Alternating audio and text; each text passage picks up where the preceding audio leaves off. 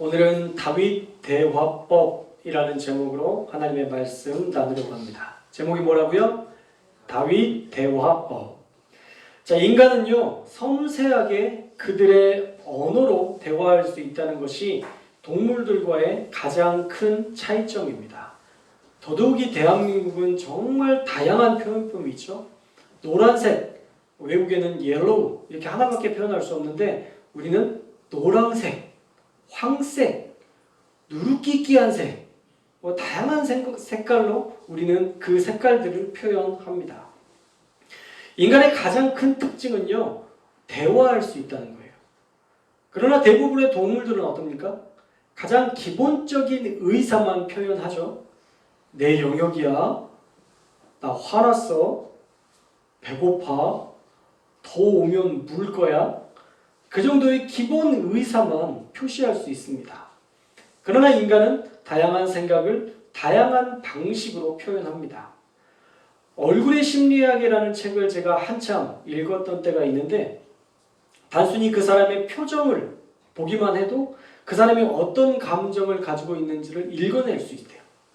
더 나아가서는 눈만 보고도 그 사람의 감정을 표현할 수 있고 그 사람의 얼굴 표정을 읽어낼 수 있다라고 이야기하더라고요. 그리고 실제 훈련을 통해서 그 감정을 알아내는 그런 훈련을 하기도 합니다. 그래서 프로파일러는 표정만으로 참과 거짓을 알아내기도 하죠. 그렇게 인간은 다양한 생각을 다양한 방식으로 표현할 수 있기 때문에 사회화할 수 있습니다. 이렇게 사회를 이루고 공동체 안에서 유기적으로 살아갈 수 있는 거예요.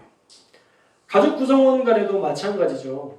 서로가 마음을 터놓고 대화할 수 있다는 것은요, 굉장히 중요한 공감대를 만들 수 있는 기회이고요.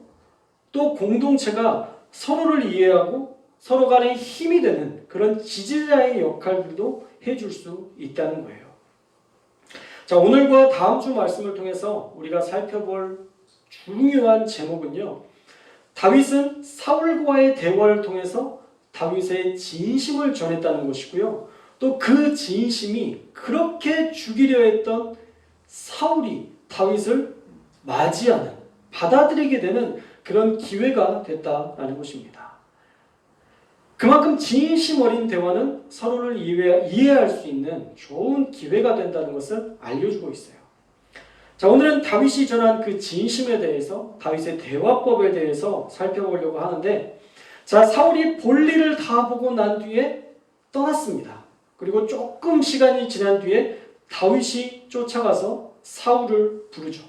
8절 말씀을 함께 읽겠습니다. 8절 말씀 시작.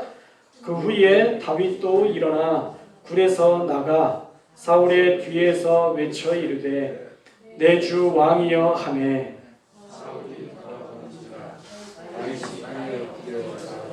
아멘. 자, 처음에 뭐라고 불렀어요? 내 주 왕이여 라고 외칩니다. 먼저 같은 소속감을 갖기 위해서 나의라는 표현을 썼어요. 나의 주. 이 사울에게 사실은 나의 주라는 표현을 쓰기는 너무 어려웠을 거예요. 그렇지 않아요? 나를 그렇게 죽이려고 했던 사람인데 나의 주님이시여, 나의 주여 이렇게 이야기한다는 것은 참 어려운 말일 것입니다. 그리고 주라는 표현도 당신이 갑이고 저는 을입니다. 당신은 주인이고 나는 종일 뿐입니다. 라는 하나의 주종 관계를 표현하는 것이죠. 결국에는 사울 당신이 나보다 훨씬 더 우위에 있다라는 것을 먼저 이야기하는 거예요. 당신과 나는 관계가 있는 사람이고 하나된 관계이고 또 나보다 당신은 훨씬 우위에 있는 사람입니다 라고 이야기하는 거죠. 그리고 나서 다윗은 땅에 엎드려 절합니다. 지금 자신이 할 수 있는 왕에게 보일 수 있는 최고의 예우를 갖추고 있는 거예요. 그런데 우리가 여기서 살펴볼 정말 중요한 핵심 한 가지가 뭐냐면 다윗의 모습에서 사울에 대한 어떤 미움이나 분노의 모습을 찾아볼 수 없다는 거죠. 어이 사시에 라고 부르지 않고 사울 왕을 어이 사시에 라고 부르지 않고 미운 감정으로 그냥 어떤 대명사로 당신이라고 표현하지 않고 정중하고 겸손한 표현으로 사울 왕을 불렀다는 거예요. 그리고 나서 예를 갖췄던 이 모습, 말과 행동을 통해서 진심을 먼저 전달했던 거죠. 그런데 이 진심이요, 사람의 마음을 녹이는 시작점이 된다는 거예요. 대화에는요, 두 가지 유형이 있습니다. 첫 번째는 무형적인 모습의 대화가 있고, 두 번째로는 유형적인 모습의 대화가 있어요. 무형적인 모습은 이렇게 말하는 거예요. 제가 말하는 건 보이지 않잖아요. 제가 말하는 게 보이시나요? 코끼리. 코끼리가 보이시나요? 보이지 않죠? 그러나 그 말의 의미는 우리가 알 수 있죠. 또 하나는 제스처예요. 유형적인 모습의 우리의 얼굴이나 표정, 제스처가 그 사람이 지금 나와 얼마만큼 소통하는지를 알게 할 수 있는 그런 도구가 된다는 거죠. 그래서 우리는 간단하게 한 가지 표현을 통해서 이 사람이 진심인지 아닌지 알 수 있습니다. 아, 이쁘네. 어때요? 제가 말하는 표정과 이 뉘앙스를 봤을 때 이쁘다는 표정이에요? 이쁘네. 이쁘네. 우와, 이쁘네. 다르죠?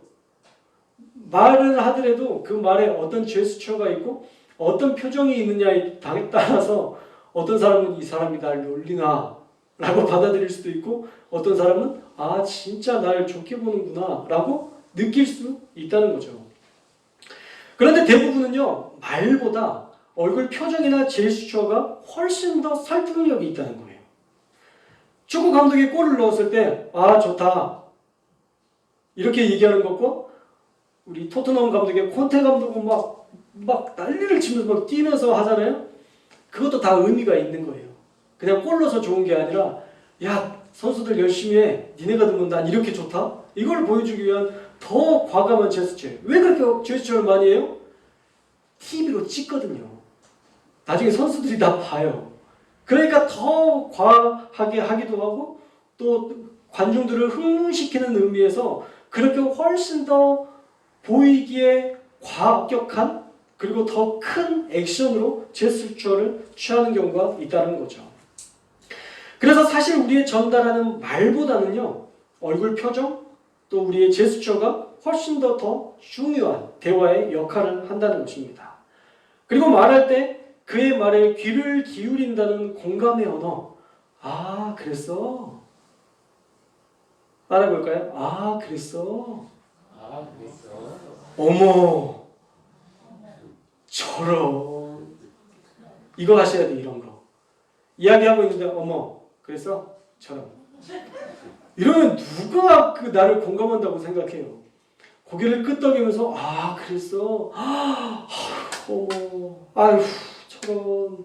이렇게 우리가 공감해줘야 그 상대방이 내가 이야기하는 것들에 대해서 아, 온전히 듣고 있고 공감하고 있구나 라고 생각이 돼서 더 신나게 이야기할 수 있다는 거예요. 다윗은 가장 먼저 뭘 했어요? 긍정적인 겸손의 대화를 시도합니다. 내 주 왕이여, 나는 당신의 종일 뿐입니다. 왕이시여, 나는 당신의 종입니다. 진실한 말로 자신을 먼저 낮추었고 그 다음에 어떻게 했어요? 제스처, 왕께 대한 완전한 예우를 보였다는 거예요. 그런데 그게 정말 다윗의 진심이었기 때문에 통한 거예요. 다윗이 정말 당신 나의 왕이십니다 거들먹거리면서 이야기했다면 그 말은 절대 그에게 통하지 않았을 거예요.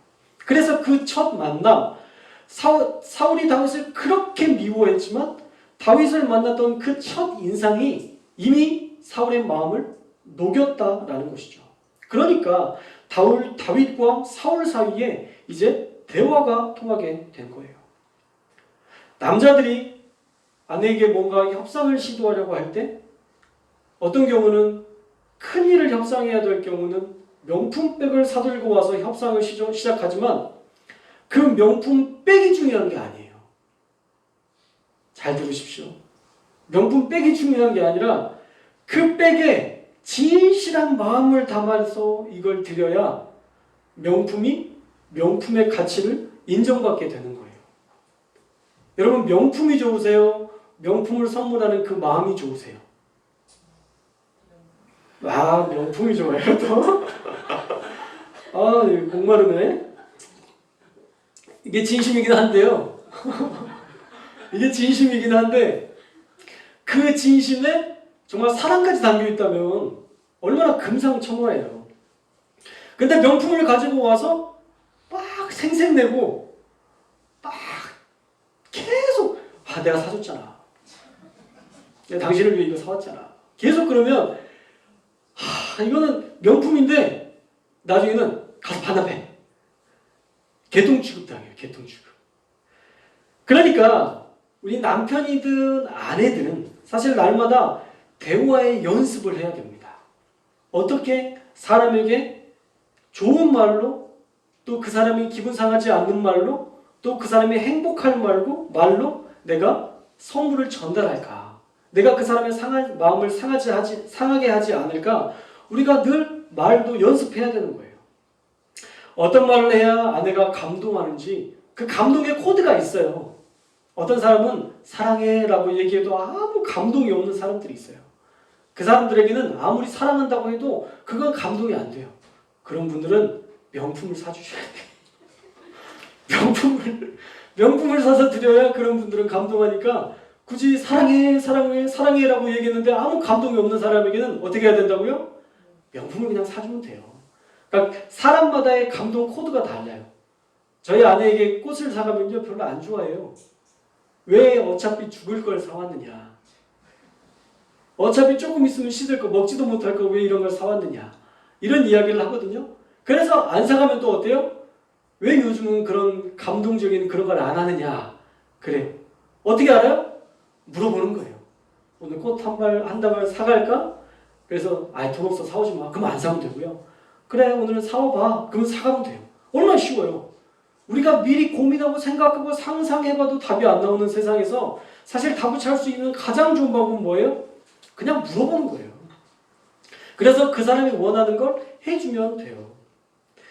우리가 어떤 말을 해야 될까? 이 모든 것들은 우리가 정말 그 사람에 대해서 상대방에 대해서 잘 기억하고 써놓고 그 사람의 그 감동 코드를 우리가 잘 기억했다가 우리가 그것들을 우리의 삶에서 적용해 보는 것. 이것을 통해서 사실 마음과 마음이 통할 수 있다는 거예요. 제 책상에는요. 아내가 언제 줬는지 모르는 손편지가 붙어져 있습니다. 그 손글씨를 보태면 그때보다는 지금이 행복하다라는 생각을 하면서 늘 감사할 수 있게 되는 것 같아요. 그리고 저의 부족함을 늘 채워주는 아내가 있어서 늘 감사합니다. 이처럼 표현해야 되는 거예요. 여러분 꼭 이렇게 표현하셔야 됩니다. 여러분도 그런 마음을 표현하면서 사셔야 돼요. 나중에 사랑한다는 말 한마디 못할 때가 오면 미안하고 속상한 그런 생각이 들 수밖에 없기 때문에 우리가 마음을 잘 전할 수 있는 그런 교회 될 수 있기를 축복합니다. 자, 다윗은 먼저 말로 자신을 낮추었고 행동으로 예를 갖추고 난 이후에 자신의 할 말들을 합니다. 그러니까 어떤 말을 하든 이제 통하는 거예요. 먼저 자신은 사울 왕을 해야 할 생각이 없었다. 그런데 왜 사울 왕 당신은 다른 사람의 말에 모략에 넘어가시느냐라는 말을 합니다. 우리 9절 말씀 읽겠습니다. 9절 말씀 시작.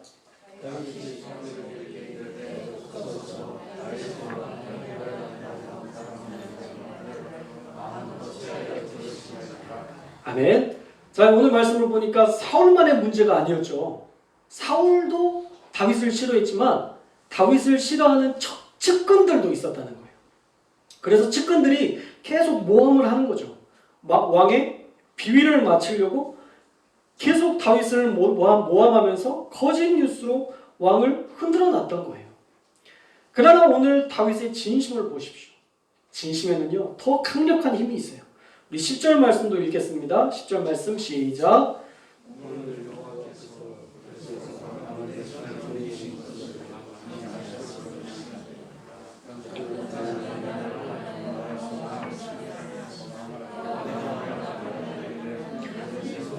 내 주를 해하지 아니하리니 그는 여호와의 기름 부음을 받은 자이기 때문이라 하였나이다.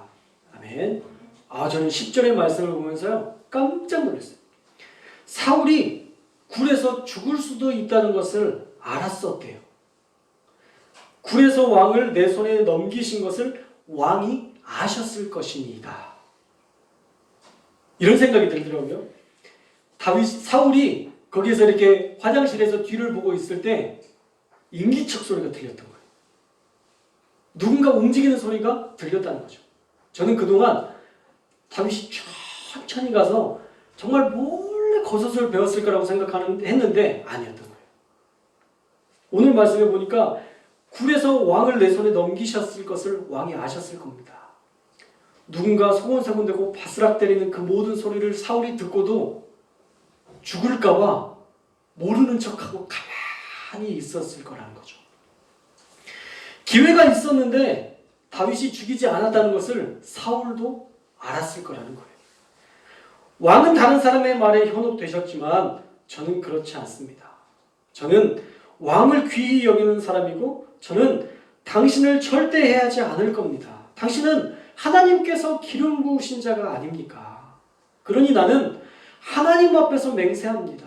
저는 당신을 죽이지 않겠습니다. 정중하지만 진실한 말로 지금 대화를 이끌어가고 있는 거예요. 그리고 11절에서도 할 수 있었지만 하지 않았다라는 구체적인 증거를 제시하고 있죠. 우리 11절도 읽겠습니다. 11절 시작.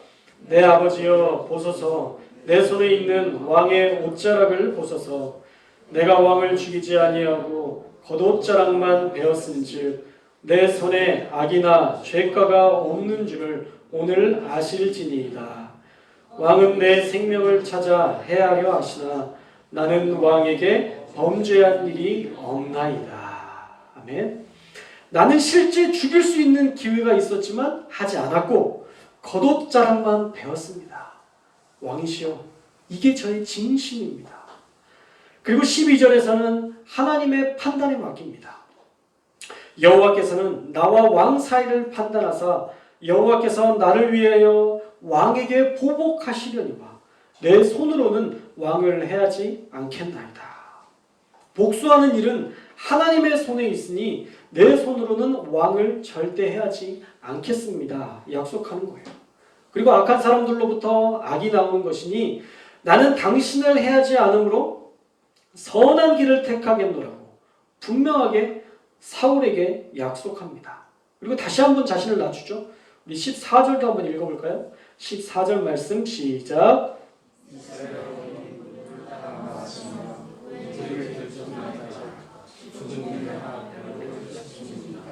아멘. 사울왕이 쫓아오고 있는데 당신이 쫓는 사람은 아무것도 아닌 사람입니다. 뭐라고 표현하고 있어요? 죽은 개. 벼룩 같은 나.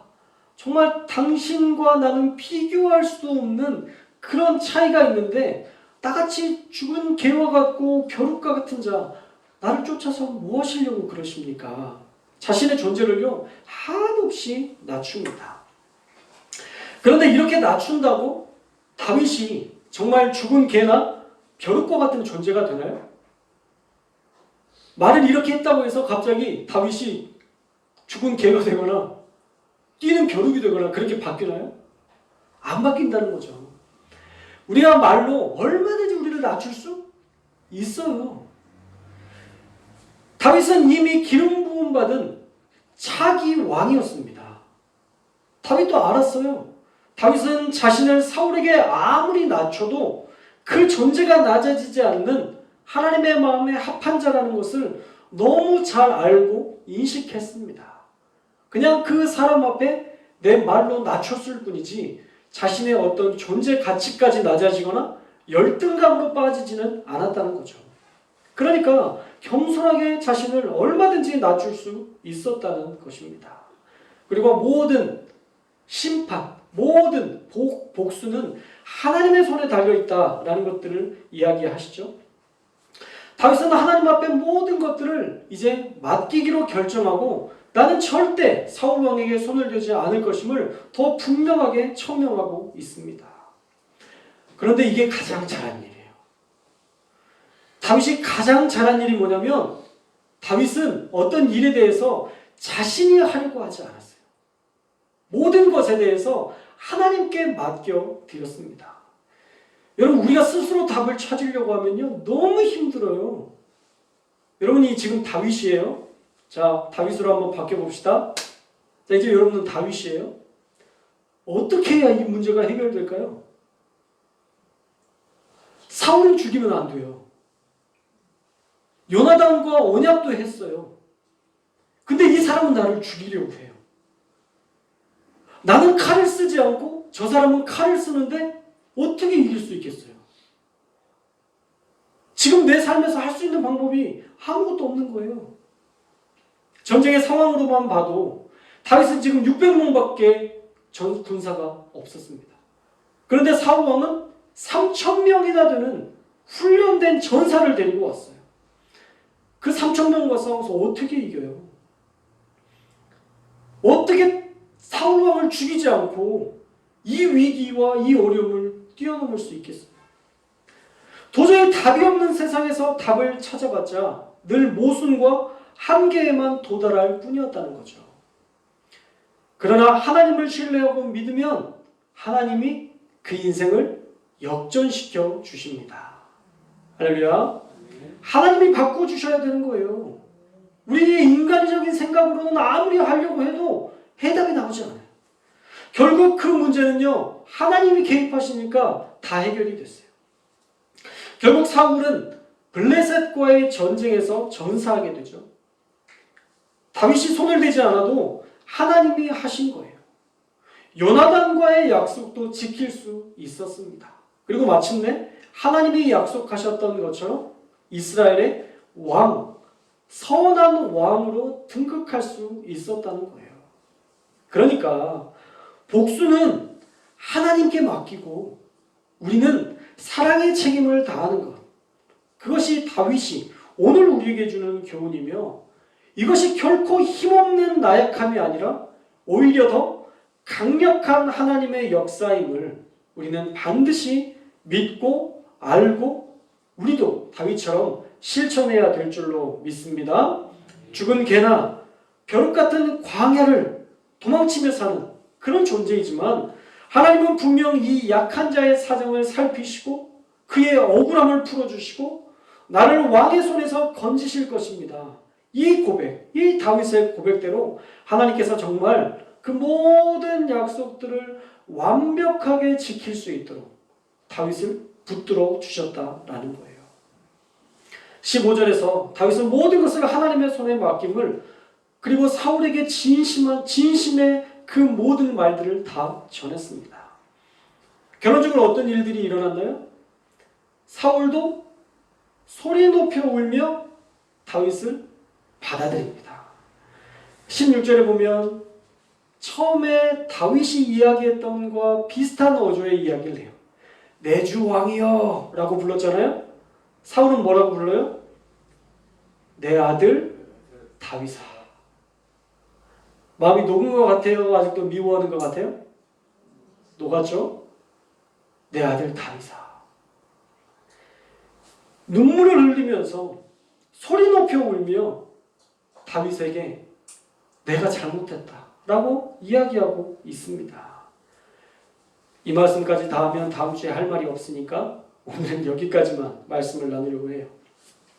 자, 오늘 우리는요 한 가지 교훈을 얻게 되었습니다. 그것은 다윗의 진심이 사울에게도 통했다라는 거예요. 할렐루야. 진심은 통합니다. 그게 다윗의 대화법의 가장 중요한 핵심이에요. 사울을 죽일 마음이 없었어요. 그러니까 내가 당신을 죽일 마음이 없습니다 라는 말이 그에게 전달되는 거예요. 여러분들이 누군가 대화할 때도 마찬가지죠. 내가 누군가를 미워할 때는 절대 대화하지 마십시오. 여러분 미운 마음이 있는데 내가 너 생각해서 하는 말이야. 직장에서 이 말이 제일 싫대잖아요. 내가 너 생각해서 하는 말인데 지금 나 생각 안 하는 거 뻔히 아는데 그동안 나 미워했던 거 뻔히 아는데 내가 너 생각해서 하는 말인데 하는 그 말을 가장 듣기 싫대요. 내가 누군가에 대해서 미운 마음이 있을 때는 사실 그런 표현들을 하지 말아야 돼요. 안 통하거든요. 그런데 우리가 정말 누군가에 대해서 변화시키려면 그런 진심을 가지고 우리가 정말 변화된 삶을 가지고 그 사람에게 이야기하기 시작하면 그때 그 언어가 통한다는 거예요. 근데 이제 한 가지가 걸리죠. 내가 정말 그 사람을 진심으로 사랑해야 되는 게 걸리는 거예요. 내가 진심으로 사랑하지 않으면 내가 아무리 어떤 말을 해도 통하지 않을 거잖아요. 그러니까 어떻게 해야 돼요? 먼저 내 마음 가운데 있는 미움을 내려놔야 되는 거예요. 어떻게 미운 마음을 어떻게 내려놓을 수 있나요? 버스 정류장에다 그냥 놓고 오면 미운 마음이 사라지나요? 쓰레기 봉투에 분리수거할 수 있나요? 그건 우리 인간의 노력으로 안 돼요. 따라해볼까요? 감정은 내 마음대로 안 된다.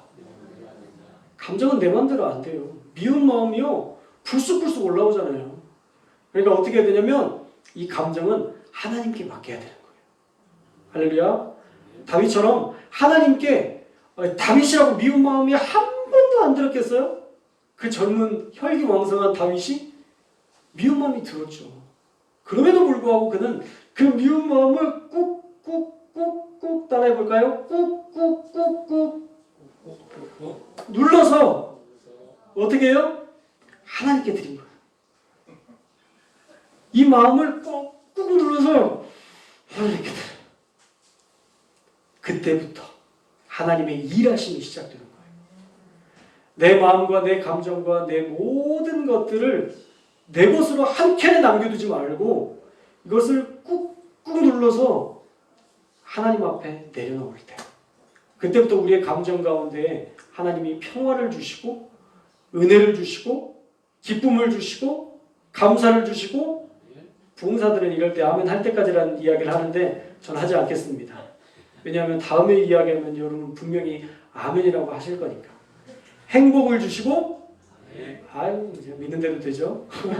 하나님은 분명히 그렇게 주실 거니까 우리가 우리의 감정에 휩쓸리지 말고 이 모든 감정들을 늘 하나님께 맡기는 훈련들을 해야 돼요.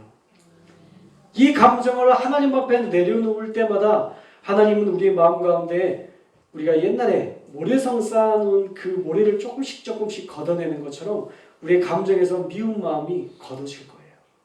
그리고 마침내는 평탄한 상태가 되어서 우리가 그 사람에 대해서 미운 마음보다는 불쌍한 마음, 긍휼한 마음, 그런 마음으로 우리가 채워져서 그를 용납할 수 있는 힘을 얻게 될 것입니다. 진심으로 다가가야 문제가 해결됩니다. 하나님을 향해서도 우리는 진심으로 다가가야 돼요. 하나님을 정말 하나님 한 분만 사모하고 사랑하는 마음으로 우리가 신앙생활을 해야 우리가 그 좋으신 하나님을 발견할 수 있어요. 사람을 대할 때에도 진심으로 대해야 합니다. 다윗이 진심으로 사울을 대했을 때 평안함이 임했던 것처럼 저와 여러분이 어떤 사람들을 향해서도 진심으로 다가갈 수 있기를 주님의 이름으로 축원합니다. 우리가 과거의 상처에 너무 얽매여 있을 때가 많아요. 어렸을 때의 상처가 우리의 삶에 너무 많은 영향력을 줄 때가 있고, 또 과거의 내 어떤 경험이 지금 내 삶에 너무 많은 영향력을 끼칠 때가 있는데, 여러분 거기에 너무 얽매이지 마세요. 사실 나쁜 사람들보다 좋은 사람이 훨씬 많으니까 이 땅에 이런 큰 평화가 찾아오는 거예요. 푸틴은 한 명이에요. 푸틴이 수백 명이면 큰일인데 푸틴은 한 명뿐이에요. 그리고 수많은 사람들의 이야기를 보세요. 다 평화를 원하잖아요. 좋은 사람이 훨씬 더 많은 거예요. 할렐루야. 여러분들이 과거의 경험 때문에 앞으로 일어날 모든 사람들, 나와 만나는 모든 사람들까지도 사울이야 라고 생각하고 상처받지 말고, 여러분의 앞으로의 모든 삶에도 정말 다윗과 같은 좋은 사람들이, 여러분들을 도울 만한 사람들이, 나와 함께할 사람들이 있다는 것을 기대하고 여러분들이 그렇게 기도하고 살아간다면 여러분이 가졌던 모든 고통과 상처들은 다 치유되고 또 기쁨으로 살아갈 수 있는 저와 여러분이 될 수 있을 줄로 믿습니다. 자, 대화, 진심의 대화는 통한다는 거 여러분 꼭 기억하셔서 우리 주변의 사람들한테 그런 진심을 좀 계속 전달하면서 살았으면 좋겠어요. 당신 때문에 너무 고맙다. 당신 때문에 너무 행복하다. 그리고 우리 하나님께도 하나님 계셔서 너무 행복합니다. 우리가 수시로 하나님께 그렇게 우리의 마음을 전달할 수 있는 그런 그리스도인이 되셔서 오늘 이후부터 여러분들 가운데 있는 모든 파도와 모든 거친 생각들과 괴로운 마음들과 분노와 하나님이 원하시지 않는 생각들은 여러분 다 하나님께 맡겨드리고 오늘 하루부터는 평강과 기쁨으로 행복으로 살아가시는 저와 여러분들 다 되시기를 주님의 이름으로 축복합니다. 축복합니다. 축복합니다. 세 번이나 아멘 했으니까 반드시 될 줄로 믿습니다.